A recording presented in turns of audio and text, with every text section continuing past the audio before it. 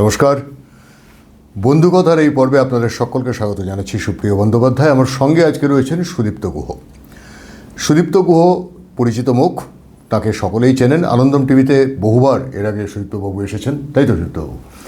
এবং বিভিন্ন বিষয় নিয়ে আলোচনা হয়েছে। তিনি খুবই সোচ্চার একজন মানুষ, যিনি সামাজিক বিভিন্ন অন্যায়ের বিরুদ্ধে সবসময় প্রতিবাদে সোচ্চার থাকেন এবং তার পাশাপাশি অত্যন্ত যুক্তিসঙ্গতভাবে বিভিন্ন দিকগুলো তুলে ধরেন, যেগুলো সমাজের পক্ষে প্রয়োজনীয়, আমাদের এই মুহূর্তের জন্য প্রয়োজনীয়।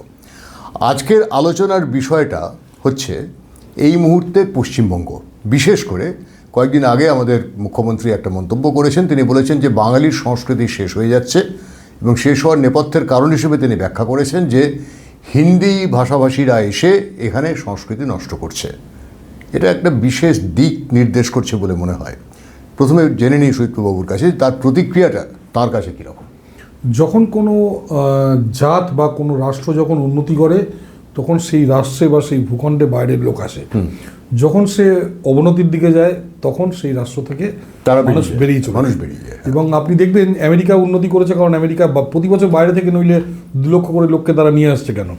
বা 2.5 লক্ষ শুধুমাত্র ভারতবর্ষ থেকেই যায়, সারা পৃথিবী থেকে কত লক্ষ লোক যায় কোনো ঠিক নেই। মহারাষ্ট্র, গুজরাট বা কর্ণাটকে রোজ বেঙ্গল থেকে লোক বেরিয়ে যাচ্ছে। আপনি হাওড়া বাস স্টেশনে, শিয়ালদা স্টেশনে যান, বেশি দূর যেতে হবে না। ওখানকার যারা যাচ্ছে তাদের জিজ্ঞেস করুন যে আপনারা কেন গুজরাট যাচ্ছেন, কেন মহারাষ্ট্র, কেন কর্ণাটক যাচ্ছেন, বা কেন দিল্লি যাচ্ছেন। তো যেখানে উন্নতি হয় সেখানেই মানুষ যায়। বেঙ্গল 1967-এর আগে অনেক বেশি কসমোপলিটন ছিল।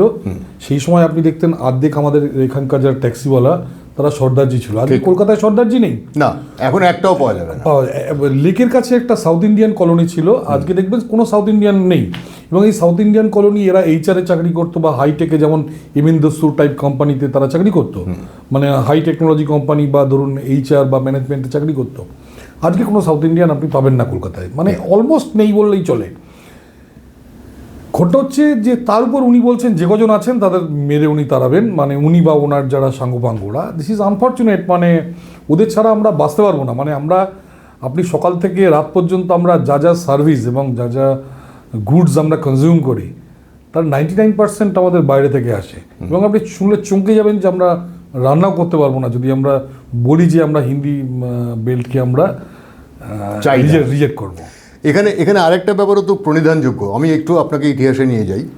আমাদের দেশ স্বাধীন হওয়ার কয়েক বছরের মধ্যে সিঙ্গাপুর যখন একটা আলাদা নগর রাষ্ট্র হিসেবে স্বীকৃতি পেতে চলেছে, তখন সিঙ্গাপুরের শাসকরা তারা এসেছিলেন কলকাতা দেখতে, এবং তাদের লক্ষ্য উদ্দেশ্য ছিল যে আর একটা কলকাতা তৈরি করা। মানে তখন কলকাতা এতটাই উন্নত যে কারণে জিন্নাকে আমরা বলতে শুনেছিলাম যে পোকায় কাটা পাকিস্তান আমি চাই না, কলকাতা সহ পাকিস্তান আমার দরকার। তারপরে শ্যামাপ্রসাদ মুখোপাধ্যায়ের জন্য কলকাতা থেকে গেছিলো বা পশ্চিমবঙ্গ থেকে গেছিলো, সে আলাদা প্রসঙ্গ। কিন্তু প্রশ্ন হচ্ছে যে সেদিন যে সিঙ্গাপুর এসে কলকাতাকে মডেল করে তাদের শহরটিকে তৈরি করতে চেয়েছিল, আজকে সেই সিঙ্গাপুর কোথায় আর আমরা কোথায়, এইটা দেখলেই তো স্পষ্ট হয়ে যায়। এর মূল কারণ হলো সিঙ্গাপুর মুক্তবাজার অর্থনীতিকে নিয়েছে, ঠিক। আর আমাদের পশ্চিমবঙ্গের প্রেসিডেন্সি, যাদবপুর বা ক্যালকাটা ইউনিভার্সিটির যে প্রফেসররা, তারা বারবার আমাদের ভুল বুঝিয়েছে যে এই closed economy that is the best economy, or this কি মিশ্র অর্থনীতি, যেটা নাকি বেসিক্যালি বোগাস। এবং সেখানেই পার্থক্য।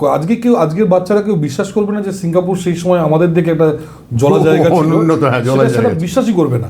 এর একমাত্র কারণ মুক্তবাজার অর্থনীতি। আগামী দিনে যদি আমরা সেদিকে না যাই, তাহলে আগামী দিনে আবার আমরা ফেল করবো। কিন্তু বাজার মুক্ত হওয়া তো দূরের স্থান, এই মুহূর্তে কলকাতা যাওয়ার চেষ্টা করছে। পশ্চিমবঙ্গ থেকে মানুষের চলে যাওয়াটাই তো একটা স্বাভাবিক প্রক্রিয়া হয়ে দাঁড়িয়েছে। আমি এইখানে বলি আপনাকে, এখানকার সরকার বা এখানকার ওই সকল বুদ্ধিজীবীরা মুক্তবাজার অর্থনীতির বিরুদ্ধে যতই বলুক, এখানকার সাধারণ মানুষ কিন্তু তার পক্ষে।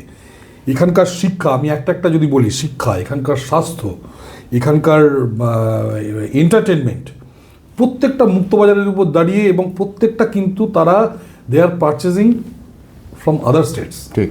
আমি আপনাকে একটা করে কথা বলি।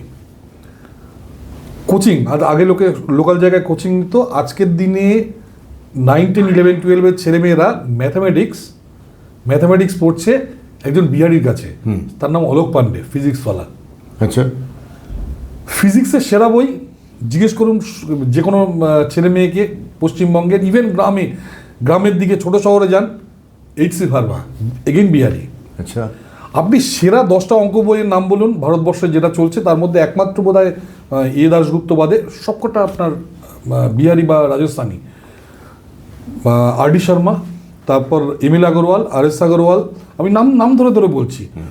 তারপর আপনার ফোর্থ আসছে আপনার বনসাল, প্রত্যেকটা আগরওয়াল, প্রত্যেকটা বই তারা কেউ এটা তো আপনি বলছেন যাদের কথা বলছেন এগুলো বাঙালিরা পড়ছে, বাঙালিরা 99% এই বইগুলো কিনছে। সামনেই কলেজ স্ট্রিট আছে। কোন বাঙালি? যারা ইংরেজি মাধ্যমে পড়ে সেই বাঙালি তো না, বাংলা মাধ্যমের বাঙালিরাও। বাংলা মাধ্যমে আজকে বলছি বাংলা মাধ্যমের বাঙালিরা তারা ফিজিক্সওয়ালায় গিয়ে ক্লাস করছে। আচ্ছা, বাংলা মাধ্যমের বাঙালিরা যেহেতু ওরা হিন্দি ইংলিশ দুটোতে পড়ায়, আপনি বিশ্বাস করতে পারবেন না, এই যে ডেটার দাম যে 100 ভাগের 1 ভাগ হয়ে গেছে 10 বছরে। আজকে 2014-তে ডেটার দাম হিউজ ছিল, সেটা 100 ভাগের 1 ভাগ হয়ে গেছে। হওয়াতে আজকের গ্রামের বাচ্চারা তারা বিনা পয়সায় ফিজিক্সওয়ালার কাছে ফিজিক্স কেমিস্ট্রি অঙ্ক শিখছে, আনএকাডেমিতে যাচ্ছে। তারা ঘরে বসে ইন্ডিয়ান সিভিল সার্ভিসের পরীক্ষা নিচ্ছে, ঘরে বসে ইন্ডিয়ান সিভিল সার্ভিসের তারা পরীক্ষা নিচ্ছে। সেই পরীক্ষা যদি আইএএস এর দিকে তাকাই, আইএএস এর প্রিপারেশন 10 বছর একটা কোচিং সেন্টার খুলেছিলেন সো কল্ড বুদ্ধিজীবী অমল মুখোপাধ্যায় প্রেসিডেন্সি কলেজে। একটা ছেলেও চান্স পায়নি। বাংলার ছেলেরা যারা আইএএস এর প্রিপারেশন নেয় তারা প্রত্যেকে যাতে দিল্লিতে মুখার্জিনগরে, যেখানে নামে মুখার্জিনগর, প্রত্যেকটা প্রিপারেশন দিচ্ছে বিহারিরা। এখানে অনলাইনে যারা প্রিপারেশন নেয় স্টাডি আইকিউ বা আপনার আনএকাডেমি, দেখবেন প্রত্যেক টিচার বিহারি। আপনি বিহারকে কি করে আটকাবেন? স্বাস্থ্য, আপনি যদি সারা ভারতকে আটকান স্বাস্থ্যের ক্ষেত্রে, প্রত্যেকটা মানুষ, এখানে একজন ডাক্তার যদি অপারেশন করতে বলে সে পরক্ষণে চলে যায় সাউথ ইন্ডিয়ায়, যে সাউথ ইন্ডিয়ার ডাক্তারকে জিজ্ঞেস করি যে সত্যি আমায় অপারেশন করতে হবে নাকি। আপনি কি করে বাইরের আপনি বাঁচবেন যদি আলাদা একটা দেশ হয়ে যান? আরেকটা বিষয় একটু মনে করিয়ে দিই আপনাকে, কর্মসংস্থান। ধরুন পশ্চিমবঙ্গ থেকে আপনি একটু আগেই বলছিলেন যে হাওড়া শিয়ালদা স্টেশনে যদি আমরা যাই তাহলে দেখতে পাবো প্রতিদিন কী পরিমাণ মানুষ, মানে শ্রমিক, একেবারে নিচের স্তরের কাজ যারা করছেন তাদের যে প্রতিদিন মাইগ্রেট করে অন্যান্য রাজ্যে চলে যাওয়া, যদি তারা না যেতেন, যদি তারা এই রাজ্যে থাকতেন, তাদের কোনো কাজ নেই বলেই তো তারা যাচ্ছেন। আমি আপনাকে একদম টপ থেকে বটম, আইআইএম থেকে চাষি পর্যন্ত আপনাকে আমি হিসাব দিচ্ছি। ভারতবর্ষের প্রথম আইআইটি এবং আইআইএম, ওই যে এক্ষুনি আপনি বললেন যে কলকাতা কী ছিল যে জন্য নাকি জিন্না চেয়েছিলেন কলকাতা, ঠিক সেই কারণেই নেহেরু বা ইন্দিরা গান্ধী প্রথম আইআইটি বা আইআইএম এখানে খুলেছিলেন, যে পুরো নর্থ ইন্ডিয়াটাকে বাঁচাবে কলকাতা। আজকের দিনে গত 20 বছরের রেকর্ড বলছি, ক্যাম্পাস ইন্টারভিউ যে হয় আইআইটি এবং আইআইএমে, 1% ছেলেমেয়ে কলকাতায় চাকরি পায় না। কারণ কলকাতায় আইআইটি আইআইএম থেকে পাশ করলে কোনো চাকরি নেই। কলকাতা কেন, সমগ্র বাংলা, মানে সমস্ত বাংলা, মানে পুরো পশ্চিমবঙ্গে আইআইটি আইআইএম থেকে পাশ করলে কোনো চাকরি নেই। যাদবপুর বিশ্ববিদ্যালয়, যেখানে আপনার এই মানে বাংলার পক্ষের চাষ হয়, সেখানে ক্যাম্পাসে যারা চাকরি পাচ্ছে সব পশ্চিমবঙ্গের বাইরে। ইন্ডিয়ান স্ট্যাটিস্টিক্যাল ইনস্টিটিউটের এক প্রফেসর বলছিলেন যে একসময় দেশের সেরা ব্রেন এখানে আসতো, জেবিএস হলডেন থেকে শুরু করে বড় বড় নাম, তারা এই পশ্চিমবঙ্গে আসতেন পড়াতে। আজকে এরা এমন বিশ্রী একটা পরিবেশ তৈরি করেছে, বাঙালি ছাড়া কেউ ইন্ডিয়ান স্ট্যাটিস্টিক্যাল ইনস্টিটিউটে পড়াতে আসছে না। এই যে জন্য এই ইনস্টিটিউটটা ধীরে ধীরে ক্রমশ অবনয়ন হচ্ছে। আজ থেকে 20-25 বছর আগে যে স্ট্যাটাস ছিল আইএসআই এর, আজকে সেই স্ট্যাটাস নেই। আইএসআই ছেলে বলতে ওই টিসিএস থেকে ইনফোসিসে চাকরি করা, মানে বড় কিছু কিন্তু এরা, যেখানে টিআইএফআর চলে গেছে, যেখানে ইন্ডিয়ান ইনস্টিটিউট অফ সায়েন্স চলে গেছে, আইএসআই এর সেই অবস্থা নেই, কারণ এটা বেঙ্গলে। এখান থেকে আপনি নিচে আপনি আসুন, চাষিরা পশ্চিমবঙ্গে মনে রাখবেন যে স্বাধীনতার পর আমরা মেঘনাথ সাহা, শ্যামাপ্রসাদ মুখার্জি এরা যে ইরিগেশন প্ল্যানিং করেছিলেন, তার 3টে মাত্র ইরিগেশন প্রজেক্ট সাকসেসফুল হয়েছে। একটা হলো ময়ূরাক্ষী, একটা দামোদর এবং থার্ড কংসাবতী। বাকি সবকটা তারপর থেকে ফেল করে গেছে। ইউ উইল নট বিলিভ, এই যে যেখানে ফেল করে গেছে, ধরুন তিস্তা বা অন্যান্য জায়গা সাউথ বেঙ্গলে বা গঙ্গার এপাশটায়, এখানকার অধিকাংশ মানুষ সেচের জলের অভাবে তারা রাজ্য থেকে বেরিয়ে যাচ্ছে অন্য রাজ্যে। ওই যে একটু আগে বললেন ওই ইয়ের কাজ করতে, তারা জমি ফেলে পরিযায়ী হয়ে চলে যাচ্ছে, কারণ সে বছরের 3 মাসের বেশি তাদের কাজ নেই, এবং যে বছর বন্যা হচ্ছে সে বছর সেই টাকাও আসছে না। ও দেখছে আমি চাষ করে যে টাকা পাবো তাতে অনেক রিস্ক আছে, এখানে ফোরেরা কন্ট্রোল করছে এগ্রিকালচারটাকে, তার থেকে আমি অন্য রাজ্যে যদি যাই, অন্য রাজ্যে আমি একদিন কাজ করলে 800 টাকা পেয়ে যাব, মেট্রো রেল বা রাস্তার কনস্ট্রাকশনে। পশ্চিমবঙ্গে তো মেট্রো রেল বা রাস্তা হচ্ছে না। দেখুন সুজিতবাবু, এগুলো প্রত্যেকটা আপনি যে কথাগুলো বলছেন এগুলো যে অজানা তথ্য তা নয়, রাজ্যের প্রতিটি মানুষকে মানুষ ভুল বোঝানো হচ্ছে। প্রতিটি মানুষ জানে। এগুলো যে মানে একবারে স্ট্যাটিস্টিক্যালি বিশাল একটা কোনো নতুন এস্টাবলিশমেন্ট তাও নয়। সন্ধ্যেবেলা শিয়ালদা বা হাওড়া স্টেশনে গেলেই জানা হ্যাঁ, যায়, মানে প্রতিটি বসা মানুষ, লোকের সঙ্গে কথা বলুন। রাজ্যের প্রতিটি মানুষ জানে, যে কোনো শিক্ষিত অশিক্ষিত সাধারণ মানুষ প্রত্যেকে জানে যে এই হচ্ছে ছবি। তারপরে যে প্রজেকশনটা দেওয়া হচ্ছে যে বাংলায় এই চাই, বাংলায় তাই চাই। ধরুন আমি একটা উদাহরণ বলছি আপনাকে, গড়িয়াহাটের ফুটপাতে একজন ফুচকা বিক্রি করে, তাকে তার ঝুড়ি উল্টে দিয়ে তাকে মারধর করে, এক ধরনের যে কি বলবো এটাকে, ঠিক মানে অ্যানার্কিও বলতে চাই না আমি, কি আমার কাছে কোনো শব্দ নেই। আপনি একটা শব্দ দেবেন এটার জন্য আমাকে? এটাকে আমি বলছি মানে একটা মানে একজন মানে একনায়কতান্ত্রিক নেত্রী, তিনি মানুষকে মিসলিড করছেন। আমি আপনাকে বলি, সাউথ ইন্ডিয়ায় যদি বলে দেয় কাল থেকে ইনফোসিস আর উইপ্রো বা টিসিএস বা কগনিজেন্টে আমরা বাঙালি ঢুকতে দেবো না, কি দুর্দশা হবে। আজকে নর্থ ইন্ডিয়ায় তারা যদি বলে যে আমরা আমাদের মেট্রো রেলে কোনো বাঙালিকে কাজ করতে দেবো না, কি হবে? আমাদের চাষিরা না খেয়ে মরবে। আমাদের এই যে 55,000 60,000 লেবার যারা কারখানা বন্ধ হওয়ার জন্য বেকার হয়ে গেছে, তাদের যদি অন্যান্য রাজ্যে যদি কাজ করতে না দেয়, তারা কি করবে? বেকার। আপনি ভাবতে পারেন বেঙ্গলের চাষিরা কাশ্মীরে গিয়ে, একটা খবর নিশ্চয়ই দেখেছেন, কাশ্মীরে গিয়ে আপেল কোড়াতে গিয়ে গুলিকে মারা গেছে। ঠিক। বাংলার চাষি ওখানে আপেল কোড়াতে যাচ্ছে কেন? ট্রেনে করে অত দূরে নিজের ফ্যামিলিকে রেখে। কারণ এখানে চাষ করে যায় তার থেকে ওখানে আপেল কোড়ালে তার থেকে বেশি হয়। এবং তার জন্য জীবন সংশয় করেও মানুষ চলে যাচ্ছে। জীবন সংশয় করে। এবং এক মুসলিম ভদ্রলোক, তাকে পিটিয়ে মেরেছিল রাজস্থানে, আপনি দেখেছেন, এক মুসলিম চাষি, সে ওখানে গেছে। হিন্দু মুসলিমের ব্যাপার না, এখানে টোটাল যারা এখানে আছে বাংলাভাষী বা বাঙালি, তাদের প্রত্যেকের উপর এই অত্যাচারটা নেমে আসছে। অথচ আমরা বলছি বাইরের লোককে ঢুকতে দেবো না। বাইরের লোক যদি না ঢোকে, টাটাকে তো ভাগিয়ে দিয়েছেন, বাকিদেরও ভাগিয়ে দিন, তাহলে রাজ্যে আর কিছুই থাকবে না, সব পড়ে থাকবে। এমনকি এন্টারটেইনমেন্ট প্রত্যেকটা জায়গায়। হ্যাঁ বলুন। আমি বলতে চাইছিলাম যে কিছুদিন আগে একটা খবর দেখছিলাম, মানে আমার খুব অবাক লাগলো। দিল্লির পালিকা বাজার এলাকাতে বেশ কিছু বাঙালি ধরা পড়েছে এবং তাদের কাছে বৈধ কাগজপত্র ছিল না, তারা ভারতীয় বলে নিজেদের পরিচয় দিচ্ছিল। দেখা গেছে তাদের আসল রুটটা, মানে তারা আসছে বাংলাদেশ থেকে, কিন্তু তারা বাংলাভাষী, অতএব বাঙালি, অতএব তারা পশ্চিমবঙ্গ, এরকম একটা কানেকশন। এবং তাদের প্রত্যেকের যে আইডেন্টিফিকেশন, সেগুলো দেখা গেছে পশ্চিমবঙ্গের বিভিন্ন জায়গা থেকে তৈরি করা হয়েছে। আরও একটা ঘটনা বলি, আপনি জানেন সংসদে নতুন সংসদ বলতে এই এবারের লোকসভা নির্বাচনের পরে প্রথম যেদিনকে নরেন্দ্র মোদী সহ অন্যান্য মন্ত্রীরা শপথ নিলেন, সেই দিনে সংসদে একজন ধরা পড়ে, দুজন ধরা পড়ে। সেই দুজনেরই পরিচয় জানা গেছে যে তাদের একজনের দেখা যাচ্ছে বিহার, একজনের ইউপি, কিন্তু আসলে তা নয়। তারা তাদের আইডেন্টিটি কার্ড তৈরি করেছে পশ্চিমবঙ্গ থেকে, এবং পশ্চিমবঙ্গ থেকে তারা গেছে। কী উদ্দেশ্যে গেছিল সেটা পরের কথা, কিন্তু তারা ধরা পড়েছে নকল নিরাপত্তা রক্ষী হিসেবে, এবং তারাও কিন্তু পশ্চিমবঙ্গ কানেকশন তাদের সঙ্গে এস্টাবলিশড হয়েছে। এটা একটা কিন্তু উদ্বিগ্ন হয়ে যাওয়ার মতো, আগামীর দিকে তাকালে খুব আতঙ্কিত হওয়ার মতো একটা পরিস্থিতি তৈরি করছে তলায় তলায়। আপনাকে আমি বলি, আপনি বারাসাত থেকে হাসনাবাদ পর্যন্ত যান, এই নকল আইডেন্টিটি কার্ড তৈরি করার কারখানা আপনি অন্তত 100টা পাবেন। কয়েকদিন আগে তৃণমূল নেত্রী টিভির সামনে বলেছেন যে তোমাদের যাদের কার্ড তৈরি হয়নি, বাংলাদেশের যারা এসছো তারা সব ওই দাদা আছে, ওই দাদার কাছে গিয়ে কার্ড তৈরি করে নাও।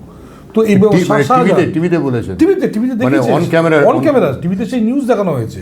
এবং শাহজাহান, আপনারা জানেন শাহজাহান একসময় জামাতের ছাত্র নেতা ছিল, সে এখানে এসে দেখুন এমন দাদাগিরি, সে কি ভয়ঙ্কর একটা অত্যাচার সাম্রাজ্য তৈরি করেছে। দেখুন, হিন্দু বাঙালি কিন্তু বেঙ্গল থেকে চলে যাওয়া অনেক দিন ধরে স্টার্ট হয়েছে। প্রথম স্টেট হলো ডিইন্ডাস্ট্রিয়ালাইজেশন, যখন নাকি সিঙ্গাপুর তৈরি হয়।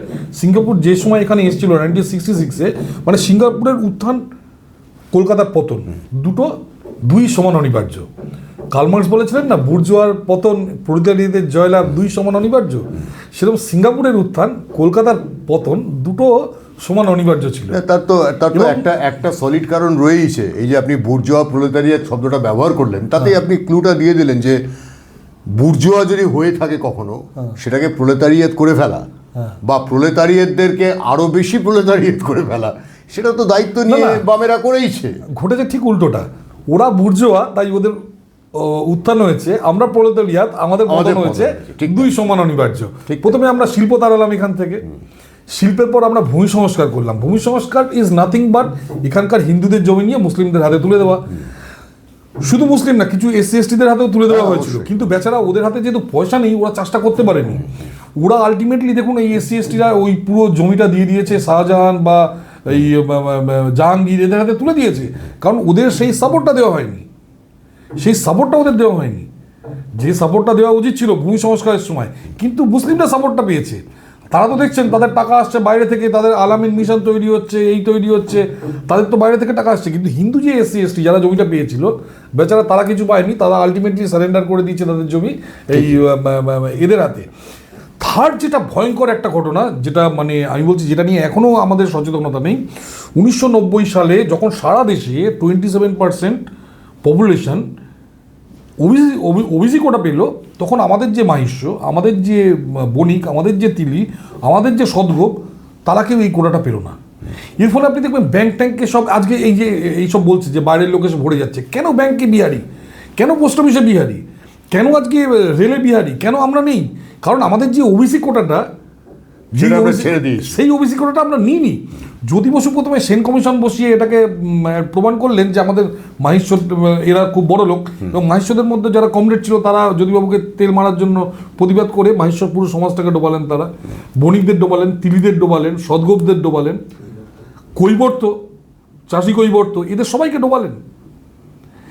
এরপরে যেটা আসছে যে আপনার 2009-তে যখন এটা খোলা হলো, দুটো আলাদা ভাগ করা হলো, ওবিসি এ এবং ওবিসি বি। এবং গত 23শে নভেম্বর মুখ্যমন্ত্রী এইখানে আপনার নেতাজি ইন্ডোর স্টেডিয়ামে স্ট্রেট বলছেন যে আমি 99% কোটা দিয়েছি মুসলিমদের। আপনি ক্যালকাটা কর্পোরেশনে যান, যারা চাকরি পেয়েছে সব উর্দুভাষী। আপনি উর্দুভাষীদের নিয়ে সমস্যা নেই, আপনার হিন্দিভাষীদের নিয়ে সমস্যা। আপনি দেখুন আজকে পশ্চিমবঙ্গে এই যে চারিদিকে যে ভাঙা হচ্ছে হকারদের, সেই হকারদের ভাঙা হচ্ছে হিন্দিভাষীদের ভাঙা হচ্ছে, উর্দুভাষীদের ভাঙা হচ্ছে না। আপনি পার্ক সার্কাসে ভাঙছে না, হক মার্কেটের সামনে ভাঙছে না, খিদিরপুরে ভাঙছে না, মেটিয়াবুরুজে ভাঙছে না, ভাঙা হচ্ছে শুধুমাত্র এই এলাকাটায়। এবং লাস্ট আমি বলি যে আপনারা যদি হিন্দি, যারা বলছেন হিন্দি তাড়াবো, অন্তত 50টা হিন্দি টেলিভিশন চ্যানেল আছে যেখানে নাকি হিন্দি সিনেমা দেখানো হয়। বাংলার মাত্র 2টো চ্যানেল, সেখানেও তারা বাংলা সিনেমা খুঁজে পায় না, এবং কেউ দেখে একই সিনেমা ঘুরিয়ে ফিরিয়ে। পুরনো যে ভালো সিনেমাগুলো, উত্তম কুমার সেই সিনেমাগুলো তারা দেখায় না।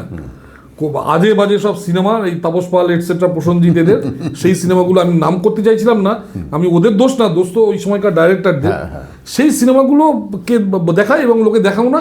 আপনি 99% টিআরপি সিনেমা যদি দেখেন, হিন্দি সিনেমা, ওটিটি চলে, সবার বাড়িতে দেখবেন হিন্দি ওটিটিগুলো চলে। ঠিক তাই। তো এন্টারটেনমেন্টেও তো আমরা পয়সাটা সব বেরিয়ে যাচ্ছে অন্যান্য স্টেটে, আপনি আটকাবেন কি করে? আজকে টেকনোলজির যুগে আটকাতে পারবেন? যে কারণে তাদের বলতে হয় যে বাংলা সিনেমার পাশে দাঁড়ান, কিন্তু যে সিনেমার কোনো অস্তিত্বই নেই তার পাশে কে দাঁড়াবে? দেখুন বাংলা সিনেমা ডুবেছে কেন। লাস্ট আমি বলে আপনাকে, সুকান্ত ভট্টাচার্য বলেছিলেন যে ক্ষুধার রাজ্যে পৃথিবী গদ্যময়। তার 67 থেকে, যবে থেকে দেখবেন আমাদের ক্ষুধার রাজ্য শুরু হয়েছে, যবে থেকে এই ভূমি সংস্কার শুরু হয়েছে বা শিল্প উৎখাত শুরু হয়েছে, তবে থেকে বাংলার সিনেমা কিন্তু ডাউন হওয়া শুরু হয়েছে। উত্তম কুমারের শেষ দশকের সিনেমাগুলো দেখবেন ওনাকে অনেকটা স্ট্রাগল করতে হয়েছে। তারপর উত্তম কুমার মারা যাওয়ার পর একদম শেষ। সেই সময় বাঙালিও শেষ, বাংলা সিনেমাও শেষ, এবং অ্যাট এ টাইম সবাই মারা গেলেন। উত্তম কুমার, ভানু বন্দ্যোপাধ্যায়, শ্যামল মিত্র সব এক দশকে মারা গেলেন, বাংলা সিনেমা শেষ। এবং আজকের দিনে আমরা শুধু তো সিনেমাই নয়, এন্টারটেইনমেন্ট বা ধরুন সংস্কৃতির যে বিভিন্ন দিকগুলো, যেটা নিয়ে একটা সময় বাঙালির রীতিমতো গর্ব ছিল, থিয়েটার, নাটক, যাত্রা, যাত্রা তো বন্ধই হয়ে গেছে, কবিগান, আপনার পুজো সংখ্যার দেশ, পুজোর গান, মানে পুজোর গান ফলে আজকের জেনারেশন বুঝতেই পারবে না যে একসময় পুজো ভালো ভালো গান বেরোতো। এখনো পর্যন্ত আমরা মানে গান শুনতে গেলে ওই আপনার 6-এর দশক 7-এর দশকের এদিকে আসতেই পারি না। একটা ছোট্ট কথা বলি, মুখ্যমন্ত্রীর চারিপাশে যে গায়করা বসে থাকে 21শে জুলাই বা অন্যান্য মিটিংয়ে, তাদের আমি চ্যালেঞ্জ করছি, পুজোয় 2টো পুজো সংখ্যার ভালো গান বের করে হিট করে দেখান। আপনাকে নেক্সট 10টা পুজো দিচ্ছি, 2টো গান হিট করে দেখান, তাহলে বুঝবো যে আমরা হিন্দিভাষীদের ঢুকতে দেবো না, আপনারা বাঙালিরা একা থাকবেন।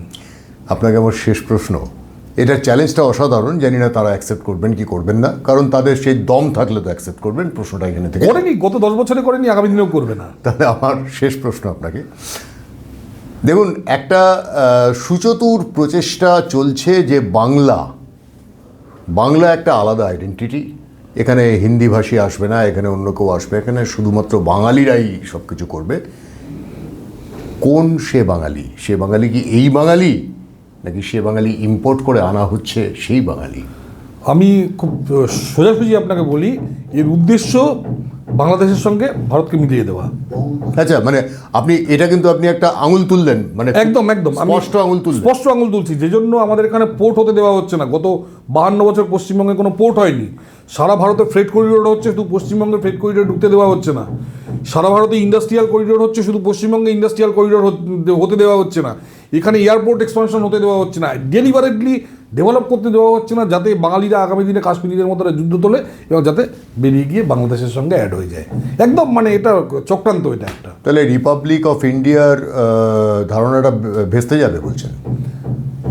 কিছুই না, কাশ্মীরি বা পাঞ্জাবিরা যেন মারধর খেয়েছে, আগামী দিনে আমরা যারা পড়ে আছি তারা মারধর খাবো, পুলিশের কাছে, মিলিটারির কাছে মারধর খাবো। এরা একদল লোক এই মানে গন্ডগোলগুলো করবে, তার দামটা দেবে আরেক দল লোক, চুকোবে আরেক লোক, সাধারণ মানুষ চুকোবে।